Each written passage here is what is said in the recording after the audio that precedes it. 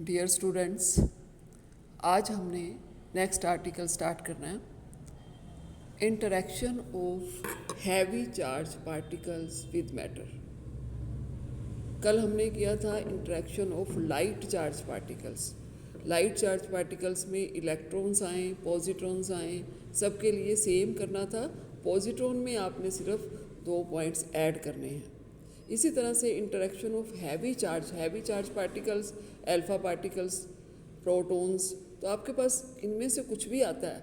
मान लो आपके पास आ जाता है interaction of alpha particles with matter या interaction of protons with matter, तो दोनों में आपने सेम सब कुछ करना है।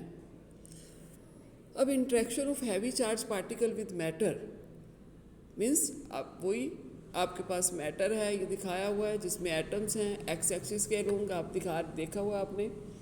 इसमें अल्फा पार्टिकल एंटर करता है या हैवी चार्ज पार्टिकल जो भी है, हैवी आयन जो भी है वो एंटर करता है, तो ये डिफरेंट एटम से स्ट्राइक करता हुआ आगे जाता है और अपनी एनर्जी लॉस करता रहता है। अब क्योंकि हैवी है ये, तो इसका जो पाथ है that is almost straight line. ये डिफरेंस था। लाइट चार्ज पार्टिकल का पाथ जो था वो जिगजैग था, उसमें स्कैटरिंग ज़्यादा होती है, लेकिन हैवी चार्ज पार्टिकल की स्कैटरिंग कम होती है, इसलिए इसका जो पाथ होगा वो ऑलमोस्ट स्ट्रेट लाइन होगा। तो हैवी चार्ज पार्टिकल मैटर में एंटर करेगा, उसके एटम्स के इलेक्ट्रॉन से स्ट्राइक करेगा और उनको एनर्जी देगा और इस तरह से आगे चलता जाएगा। अब इसमें इंटरेक्शन भी वैसे ही है जैसे लाइट में थी। लाइट चार्ज पार्टिकल में आयोनाइजेशन, एक्साइटेशन, ब्रह्मस्ट्रॉन्ग रेडिएशन, इसमें भी वही है, आयोनाइजेशन, एक्साइटेशन एंड ब्रह्मस्ट्रॉन्ग रेडिएशन। लेकिन इसमें ब्रह्मस्ट्रॉन्ग रेडिएशन का क्रॉस सेक्शन कम होता है। ब्रह्मस्ट्रॉन्ग रेडिएशन एमिशन क्रॉस सेक्शन कम है।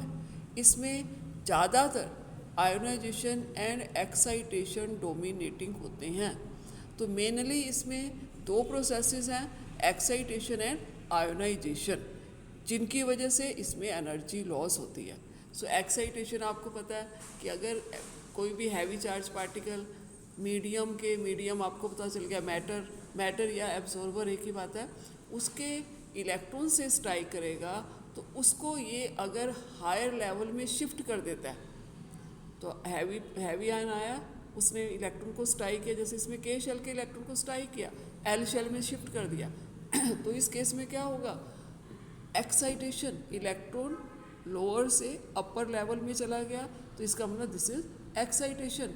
और कैसे गया, उसको एनर्जी मिली, कहाँ से मिली, heavy ion, heavy charge particle. तो हैवी चार्ज पार्टिकल ने के शेल के इलेक्ट्रॉन को एनर्जी दी। एनर्जी किसके बराबर होगी, इसकी बाइंडिंग एनर्जी के बराबर, और उसको अपर लेवल में शिफ्ट कर दिया। तो इसका मतलब this atom becomes excited, inner most में वैकेंसी है, एक्साइटेड हो गया। सो इस प्रोसेस को हम कहते हैं एक्साइटेशन। इसी तरह से अगर हम उसकी एनर्जी थोड़ी सी और ज़्यादा होगी तो क्या करेगा, वो अल्फा पार्टिकल या हैवी आयन जो भी है वो इसके इलेक्ट्रॉन से स्ट्राइक करेगा और उसको बाहर निकाल देगा। जब उसको बाहर निकालेगा तो ये क्या बन जाएगा, आयन बन जाएगा, और आयन बनेगा तो इस प्रोसेस को क्या कहेंगे, आयोनाइजेशन। तो बिल्कुल लाइट चार्ज पार्टिकल की तरह इसमें भी एक्साइटेशन एंड आयोनाइजेशन होती है। तो ये इस 2 प्रोसेसेस हैं जिससे heavy charge particle, heavy ion अपनी एनर्जी लॉस करेगा। अब इसमें हम लेते हैं कि मान लो हमारे पास हैवी चार्ज पार्टिकल, ये डायग्राम आपके पास है, हैवी चार्ज पार्टिकल जिसका चार्ज ZE है, प्लस ZE दिखाया हुआ है, पॉइंट A पर है, ये इस तरह से पास कर रहा है।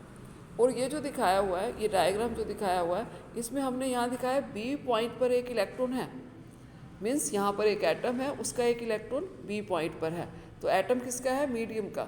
मीडियम के एटम्स में एक इलेक्ट्रॉन ले रहे हैं, एटम का एक इलेक्ट्रॉन जो यहाँ दिखाया हो। सो हमारे पास heavy charge particle A point पर है, वो यहाँ से चल रहा है, वो A से O पर, O से X पर इस तरह से चल रहा है, मीन्स पास कर रहा है, मीडियम से पास कर रहा है। तो जब वो पास करता है तो मान लो एक इलेक्ट्रॉन मीन्स एटम का इलेक्ट्रॉन, एक एटम का इलेक्ट्रॉन B पॉइंट पर है।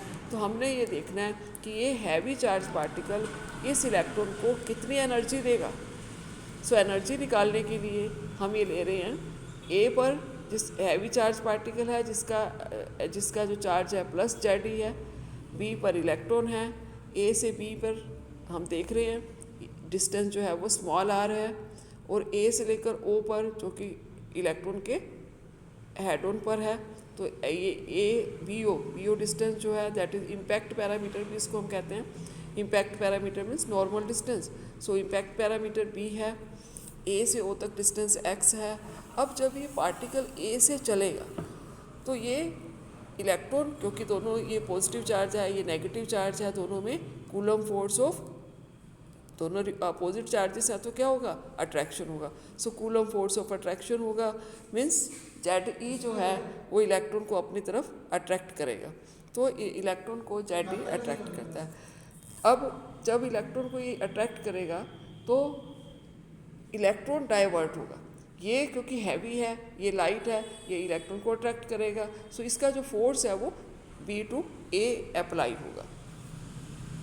अब हम इस फोर्स के दो कंपोनेंट लेंगे, एक component along parallel to x axis, ये जो ऊपर वाला है बी एफ एक्स जो है, दूसरा component perpendicular to x axis that is b o direction में।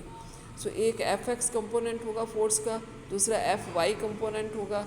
सो एफ को हमने डिकम्पोज कर दिया दो कंपोनेंट में, एक along direction of incidence means x direction के पैरेलल एफ एक्स, दूसरा perpendicular to direction of incidence that is f y. ये एंगल थीटा है, पार्टिकल जब अप्रोच करता है तो इसका एंगल जो है वो थीटा है, ये थीटा एंगल दिखाया। दो पैरेलल एक्सिस है उनके बीच में लाइन कट कर रही है तो ये एंगल थीटा है, तो ये एंगल भी थीटा होगा। सो इसको अब हम लेते हैं। सो ये हमारे पास इस तरह से इंटरेक्शन है। अब जब हैवी चार्ज आयन यहाँ से जाएगा तो वो इस इलेक्ट्रॉन को इंटरेक्ट करेगा। अब हमने बता दिया कि इस इलेक्ट्रॉन के ऊपर दो फोर्स कंपोनेंट हैं, एक एफ एक्स दूसरा एफ वाई। जब ये ओ से आगे चला जाएगा, ओ से एक्स की तरफ जाएगा, हैवी चार्ज आयन ओ से एक्स की तरफ जाएगा तो फिर उसी तरह से फोर्स लगेगा। फिर इसके दो कंपोनेंट हो गए एफ एक्स डैश और एफ वाई डैश। अब हम ये देखते हैं कि जब हैवी चार्ज आयन ए से ओ तक, ओ से एक्स तक जाता है तो उसका जो एक्स कंपोनेंट फोर्स जो इलेक्ट्रॉन के ऊपर लगता है वो इक्वल एंड अपोजिट होता है। एफ एक्स डैश दोनों अपोजिट डायरेक्शन में है। सो एफ एक्स जो है कंपोनेंट जो है वो आपस में एक दूसरे को कैंसिल कर देते हैं। F x equal to f x dash, तो वो आपस में कैंसिल कर देते हैं। तो ये जब कैंसिल कर देते हैं तो इस इलेक्ट्रॉन के ऊपर सिर्फ एक फोर्स कंपोनेंट लगेगा जो होगा एफ वाई डैश, दोनों डाउनवर्ड डायरेक्शन में है, तो ये इलेक्ट्रॉन जो है वो डाउनवर्ड डायरेक्शन में शिफ्ट होगा। तो इसका मतलब इलेक्ट्रॉन में हॉरिजॉन्टल मोशन नहीं होगी, सिर्फ डाउनवर्ड डायरेक्शन मोशन होगी, कोई फॉरवर्ड मोशन नहीं होगी। अब जब हैवी चार्ज आयन सीधा चल रहा है वो इस इलेक्ट्रॉन को डाउनवर्ड फोर्स लगाएगा, ये हमें समझ आ गया। F y force downward force लगाएगा तो इस इलेक्ट्रॉन के ऊपर जैसे वो यहाँ से जाएगा वो ओ पोजीशन पर जाएगा, मैक्सिमम फोर्स लगेगा। तो मैक्सिमम फोर्स का मतलब इम्पैक्ट क्या होता है, फोर्स इनटू टाइम। तो जैसे वो ए से एक्स की तरफ जाएगा ओ पर होगा मैक्सिमम फोर्स लगेगा, इम्पैक्ट फोर्स इनटू टाइम। हम वो इम्पैक्ट या मैक्सिमम फोर्स हम यहाँ से निकाल लेंगे। एफ वाई हमें पता है, मैक्सिमम फोर्स एफ वाई है वो हम निकाल लेंगे। F y into d t का मतलब स्मॉल टाइम जो इसमें लगता है, जब वो ए ओ पर ओ से क्रॉस करता है तो स्मॉल टाइम कितना लगता है, fraction of seconds D T. तो वो डी टी से हम एफ वाई को मल्टीप्लाई करेंगे तो हम इसका इम्पल्स निकालेंगे। Impulse means momentum on electron e. So जैसे ही हैवी चार्ज पार्टिकल ए से एक्स की तरफ जाता है, ओ पर जैसे जाएगा वो इलेक्ट्रॉन को मैक्सिमम मोमेंटम देगा, मैक्सिमम इम्पल्स देगा, वो f y into d t के बराबर होगा। वो इम्पल्स हम निकालेंगे।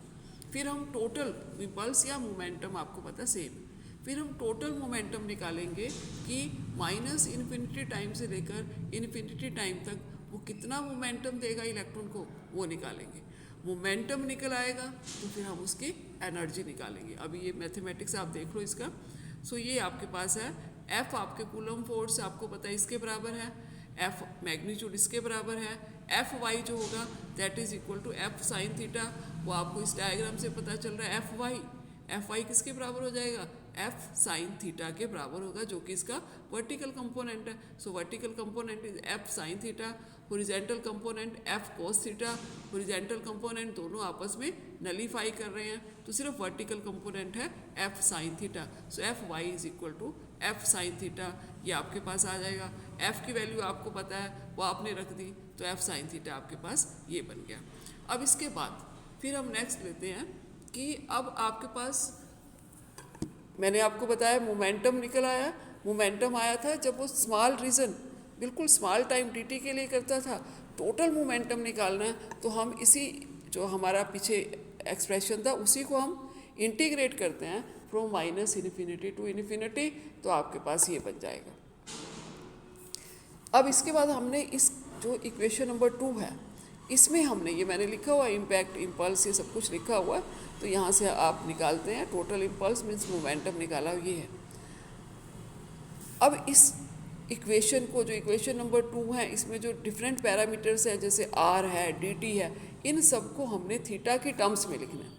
तो मेनली r को और dt को हमने थीटा की टर्म्स में लिखना है। तो उसको लिखने के लिए आपके पास वो ट्रायंगल है, उस ट्रायंगल में आप देखेंगे कि आपके पास AO बराबर है माइनस एक्स, और ये x किसके बराबर होती है vt, क्योंकि वेलोसिटी होती है x अपॉन t, तो x किसके बराबर हो जाएगा v into t. So minus x is equal to v t. Minus क्यों रखा है, क्योंकि ये ओ पॉइंट से लेफ्ट की तरफ है, ओ से राइट की तरफ प्लस एक्स, ओ से लेफ्ट की तरफ माइनस एक्स, ओ से लेफ्ट की तरफ माइनस वेलोसिटी लेंगे, ओ से इधर हम प्लस वेलोसिटी, तो ये minus x equal to v t, तो equal to b cot theta, ये आप निकाल सकते हैं उसी ट्रायंगल से। B upon x is tangent theta, तो यहाँ से b equal to x tangent theta, यहाँ से आप निकाल सकते हो b को tangent theta is equal to x, तो हमने x की वैल्यू रख दी b कॉट थीटा, तो minus x is equal to v T, this is equal to minus b cot theta. अब यहाँ से हम t निकाल लेंगे, t क्या हो जाएगा b upon v cot theta, ये t निकाला हुआ b upon v cot theta ऊपर से निकाला हुआ है हमने ये। अब इसकी डिफ्रेंशिएशन करेंगे दोनों साइड में, तो डिफ्रेंशिएट करेंगे, ये आपको पता है ये निकल आएगा, तो यहाँ से आप dt निकाल लेंगे, dt आपके पास आएगा b upon v cosecant square theta d theta. तो इसका मतलब dt को आपने थीटा की टर्म्स में लिख दिया। अब हमने r को थीटा की टर्म्स में लिखना है, तो आप उसी ट्रायंगल में जाएंगे, उसमें AB बराबर r है, और वो आप ट्रिग्नोमेट्रिक रेशियो फार्मूला लगाएंगे, तो आपके पास साइन थीटा आ जाएगा, साइन थीटा आपके पास आएगा b अपॉन r, तो यहाँ से r निकालेंगे, r बराबर आ जाएगा b अपॉन साइन थीटा। तो r भी आपने थीटा की टर्म्स में निकाल लिया, dt भी आपने थीटा की टर्म्स में निकाल ली। इन दोनों टर्म्स को आप यहाँ पुट करेंगे इक्वेशन नंबर 2 में, तो आपके पास मोमेंटम निकल आएगा। अब क्योंकि पहले आपके पास टाइम की रेशियो थी माइनस इन्फिनिटी टाइम्स इन्फिनिटी, अब आपने इसको एंगल के टर्म्स में लिखना है, तो आपके पास एंगल बन जाएगा फ्रॉम 0 टू पाई। तो सारी टर्म्स एंगल की टर्म्स में लिख दिया आपने, ये r की वैल्यू रख दी, या आपने dt की वैल्यू रखी, तो आपके पास ये बन जाएगा। इसको सॉल्व करेंगे तो आप p निकाल लेंगे, p आपके पास ये आएगा Z square upon 2 pi epsilon not pv। अब p आ गया। अब आपको पता है कि अगर आपको p पता है तो आप एनर्जी किसके बराबर होती है, half m v square which is equal to p square upon 2me। तो आप यहाँ से एनर्जी निकालेंगे E equal to p square upon 2me which is equal to, ये यहाँ से p आपके पास है, इसका स्क्वायर करेंगे 2me क्या है, मास ऑफ इलेक्ट्रॉन, तो me से डिवाइड करेंगे तो आपके पास ये एनर्जी बन जाएगी। अब ये आ गया energy given to 1 electron by incident heavy charge particle. Heavy charge particle पास किया, उसने एक इलेक्ट्रॉन को कितनी एनर्जी दी वो हमने निकाल लिया। अब इसको एक बार दोबारा बता दें, एक इलेक्ट्रॉन को पहले कितना मोमेंटम दिया, इम्पल्स दिया, मोमेंटम दिया, फिर उसको कितनी एनर्जी दी, मोमेंटम पता तो एनर्जी निकाल सकते हैं, तो वो हमने एनर्जी यहाँ से निकाली। ये है एक इलेक्ट्रॉन को। अब हमने निकालना है कि जितने भी इलेक्ट्रॉन्स हैं मीडियम में उनको कितनी एनर्जी देता है। तो उसके लिए पहले हम यहाँ से स्टार्ट करते हैं। हम एक सिलेंड्रिकल शेल लेते हैं, दिस इज ए शेल, जिसकी थिकनेस, शेल का मतलब ये सिर्फ dB थिकनेस पर ये फील्ड है, बाकी खाली है, बीच में से खाली है। डी थिकनेस में मैटर है, जो डी थिकनेस दिखाई हुई है, बाकी बीच में ये बी थिकनेस खाली है। एक सिलेंडर है जो उसका इनर डायमीटर बी है, बी खाली है, और उसके बाद डी रीजन जो है उसमें वो भरा हुआ है। सो ये डी थिकनेस की ये शेल, जिसको हम शेल कहते हैं। सो ये शेल है जिसकी थिकनेस डी है, जिसकी लेंथ डी है, ये हम शेल लेते हैं। हमने ये निकालना है कि अब जो डी थिकनेस में जितने इलेक्ट्रॉन्स हैं उनको ये कितनी एनर्जी देगा। So energy given to these electrons, पहले एक इलेक्ट्रॉन था, अब इतनी थिकनेस में जितने इलेक्ट्रॉन्स हैं उनको कितनी एनर्जी देता है। सो उसको निकालने के लिए अब आपके पास ये आ गया, काइनेटिक एनर्जी ट्रांसफर्ड आपने निकालना है। हम इसमें लेते हैं n, small n is the number of electrons per unit volume of the matter. Unit volume में नंबर ऑफ इलेक्ट्रॉन जो है वो एन है। वॉल्यूम ऑफ दिस शेल क्या होगा, 2 पाई बी, जो इसका सरकमफ्रेंस है, circumference into thickness into length. Circumference कितना है, 2 पाई बी, थिकनेस कितनी है डी बी, लेंथ कितनी है डी एक्स।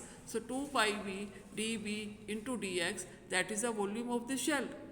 अब यूनिट वॉल्यूम में नंबर ऑफ इलेक्ट्रॉन्स है एन, तो इतने वॉल्यूम में कितने इलेक्ट्रॉन्स होंगे, हम इस वॉल्यूम को एन से मल्टीप्लाई करते हैं। So number of electrons in this volume of shell is equal to n into 2 pi b d x. ये समझ आ गया।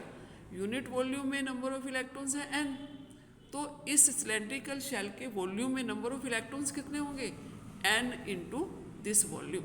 तो ये आपके पास number of electrons in this shell आ गया। अब नंबर ऑफ इलेक्ट्रॉन्स पता है, एक इलेक्ट्रॉन को कितनी एनर्जी मिलती है, ये हमने पहले निकाला हुआ, इतनी मिलती है। तो इतने नंबर ऑफ इलेक्ट्रॉन्स को कितनी एनर्जी मिलेगी, हम एक इलेक्ट्रॉन की एनर्जी से मल्टीप्लाई करेंगे। So to kinetic energy transfer to all the electrons in the shell, this is equal to e क्या है, एक इलेक्ट्रॉन की energy into number of electrons into n 2 pi two b d b into d x.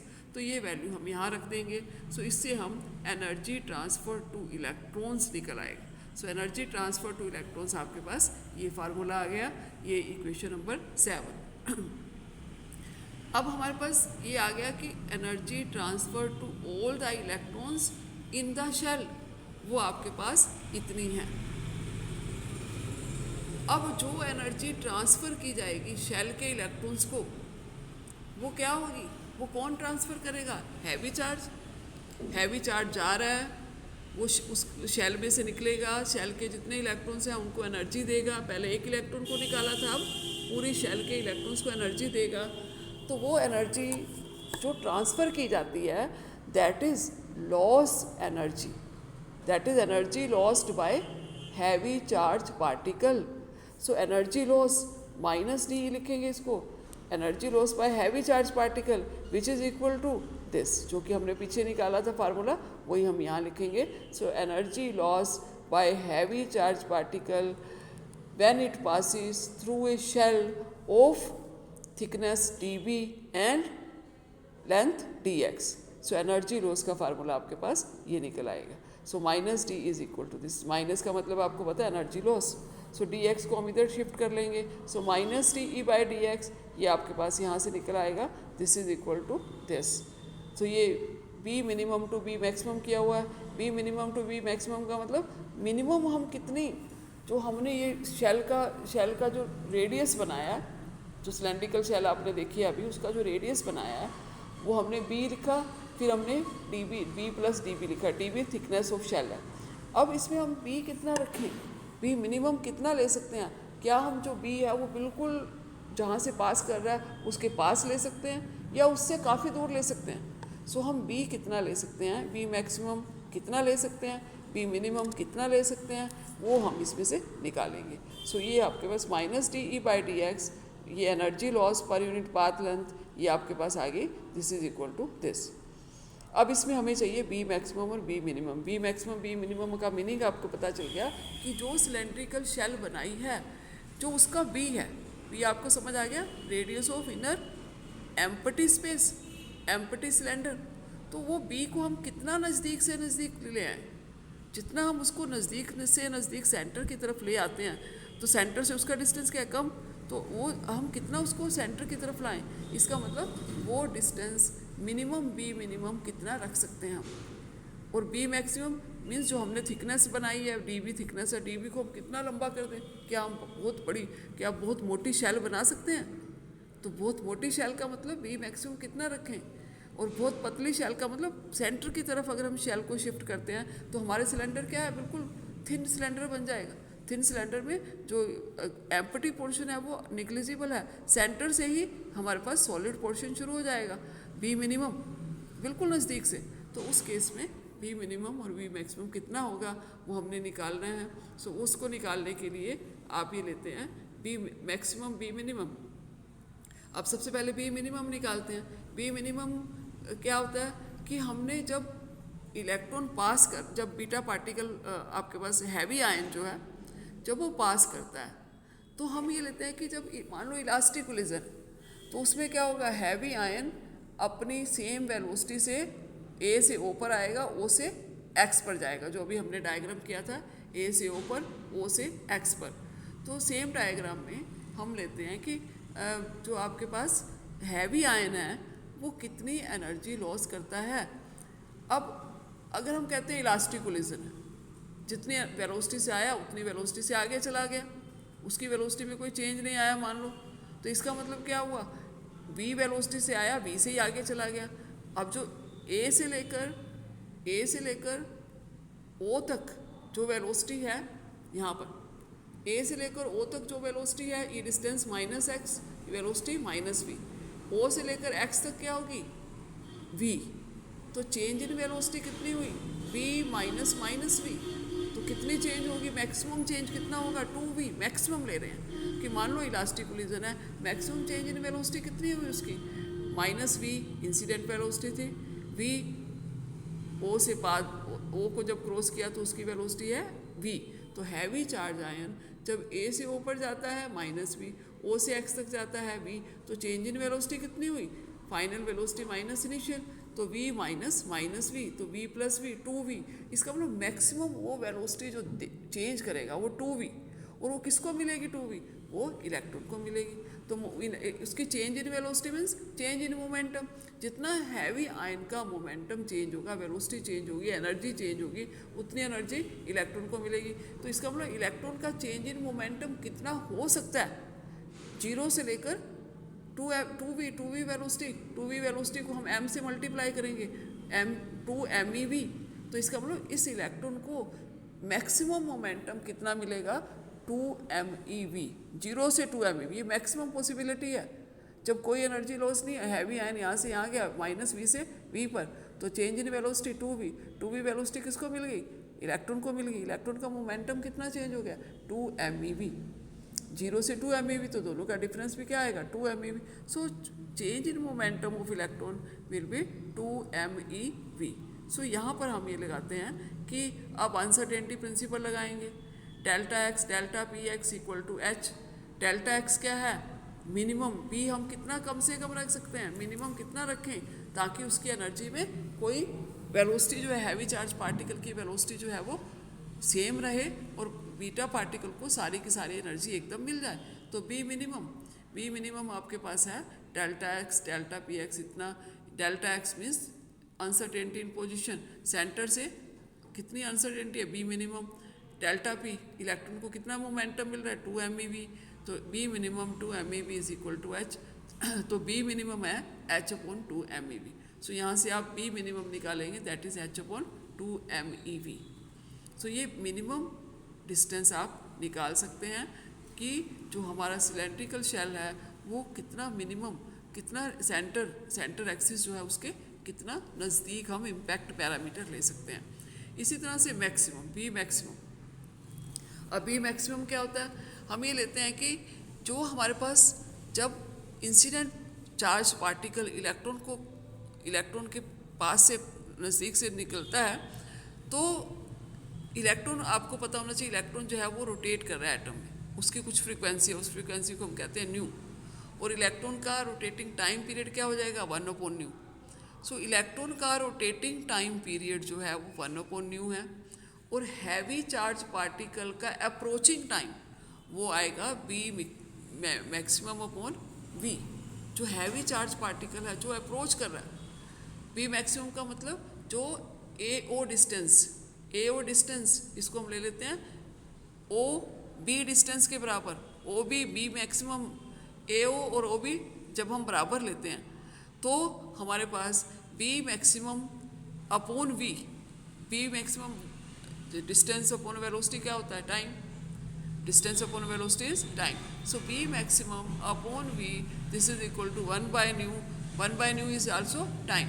So time of approaching of particle, कौन सा particle, heavy charge particle, कहाँ से, ए से ओ तक. सो time of approaching of particle is less than time of rotation of the electron in the atom. जो ऊपर atom है B position पर, वो रोटेट कर रहा है एटम में, तो उसका एक रोटेशन का जो टाइम है उससे ये टाइम कम होना चाहिए. तो ये इसको हम कहते हैं, this is the time of approaching of heavy charge particle should be less than at the most equal to time of rotation of the electron in the atom.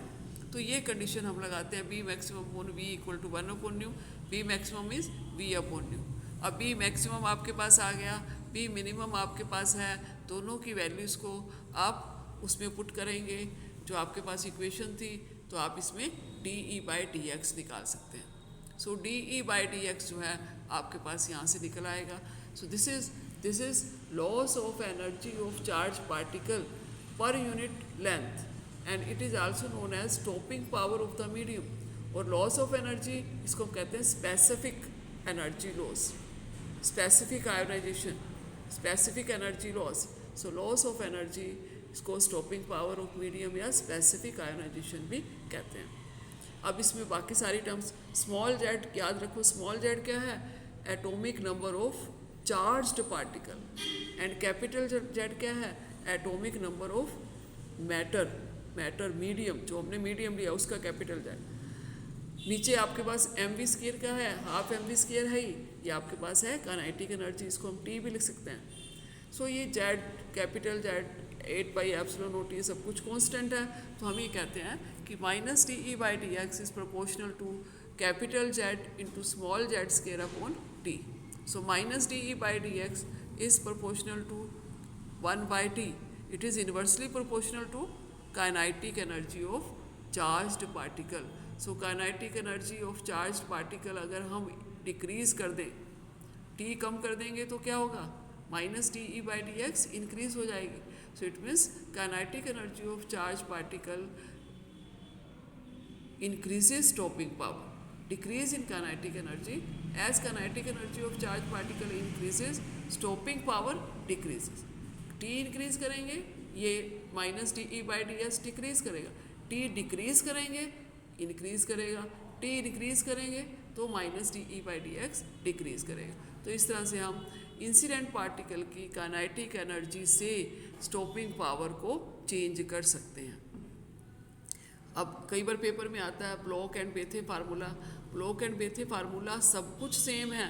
अब उसमें क्या डिफरेंस है कि अगर हम इंसिडेंट पार्टिकल की velocity को velocity of light के इक्वल ले लेते हैं, अप्रोच करती है, मान लो चार्ज पार्टिकल जो इंसिडेंट है उसकी वेलोसिटी ऑफ लाइट को अप्रोच कर रही है, तो उस केस में क्या होगा, हम v को c के बराबर रखेंगे, फिर हमें इसमें करेक्शन लगानी पड़ेंगी. सो करेक्शन जब हम लगा देते हैं तो आपके पास ये फार्मूला आता है. ये फार्मूला आपने डायरेक्ट लिखना है, minus d e by d x. This is वो ऊपर वाले फार्मूले से ही निकाला हुआ है, इसमें हमने c यूज़ किया हुआ, सेम ऊपर वाला फार्मूला है जिसमें हम c यूज़ कर लेंगे. तो ये फार्मूला आपके पास आ जाएगा जिससे आप एनर्जी लॉस या stopping power of the medium निकाल सकते हैं. तो specific ionization of charge particle, stopping power of medium या ब्लॉक बेथे फार्मूला, कुछ भी पेपर में आए तो आपने ये सारा यही करना है कि heavy charge particle interaction with matter, उसी से ही आपने स्टार्ट करके इसका एंड निकालना है. अब आपको ये भी हो सकता है अल्फ़ा पार्टिकल दे दें, तो अल्फ़ा पार्टिकल के केस में क्या करेंगे, जेड ई जो है, स्मॉल जेड जो है वो क्या करेंगे, 2 पुट कर देंगे. ई आपके पास है ही है. सो अगर अल्फ़ा पार्टिकल है स्मॉल जेड 2 हो जाएगा, अगर प्रोटॉन है स्मॉल जेड 1 हो जाएगा. तो इस तरह से हैवी चार्ज पार्टिकल जो भी देंगे उसका जेड जो होगा वो आप यहाँ पुट कर देंगे तो आपके पास लास्ट रिलेशन निकल आएगा. अगर जर्नल है तो आप जेड रखेंगे. तो इस तरह से आप किसी भी हैवी चार्ज पार्टिकल की इंट्रैक्शन निकालेंगे.